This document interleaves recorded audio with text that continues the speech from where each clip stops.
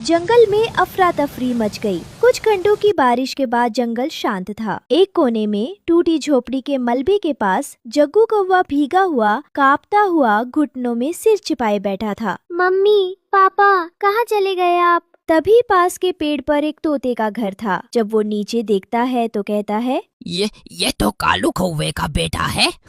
इसके दुष्ट माँ बाप नजर नहीं आ रहे हैं। कोई है, कोई मुझे घर ले जाए, मैं अकेला हूँ। तोता नीचे उतरता है और जग्गू के पास जाता है। कल तक तो जंगल का बादशाह बनता था, आज देखो क्या हाल हो गया है इसका। तभी पीछे से रानो की आवाज आती है, तोता भाई वो बच्चा है और बच्चा कभी दुश्मन नहीं होता। लेकिन याद करो, इसी के माँ बाप ने तुम्हें कितना तंग किया था। तुम्हें और गुड़िया को रोज नीचा दिखाया। हमें किसी ने दर्द दिया, इसका मतलब ये नहीं कि हम दर्द बांटने लगे। माँ की ममता अपनेपन की भूखी होती है, बदले की नहीं। वो जग्गू को उठाती है, अपने पंखों में लपेटती है। आप कौन हैं? मैं रानो हूँ और अगर तुम चाहो तो आज से तुम्हारी माँ भी। गुड़िया उड़ती हुई आती है। माँ क्या ये भैया अब हमारे साथ रहेंगे? हाँ बेटा, अब हम तीनों एक परिवार हैं। कुछ दिन बाद तोता राम एक पेड़ के नीचे कुछ पक्षियों के साथ बैठा था। रानो पागल हो गई है, जो दुश्मन का बच्चा अपने घर में पाल रही है। जग्गू बड़ा होगा तो रानो के साथ वही करेगा जो उसकी माँ बाप करते थे। लेकिन रानो ने किसी की बात नहीं सुनी। वो कालू को घर में ले आई थी और उसे खाना खिला रही थी। क्या आप सच में मुझे यहाँ रहने दोगी?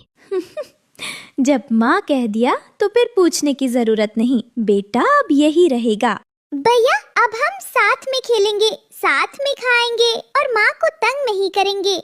एक दोपहर जब रानो जंगल से दाना लेने गई थी और गुड़िया और जग्गू घर के बाहर बाल से खेल रहे थे, तभी आसमान में एक काली परछाई मंडराई। हा हा हा, मोटा कौवा बच्चा, आज की दावत तो शानदार होगी। माँ! चील ने एक झटके में जग्गू को अपने पंजों में पकड़ लिया और आसमान की ओर उड़ चला। कोई है? भैया को चील ले गया। माँ जल्दी आओ, चील भैया को ले गया।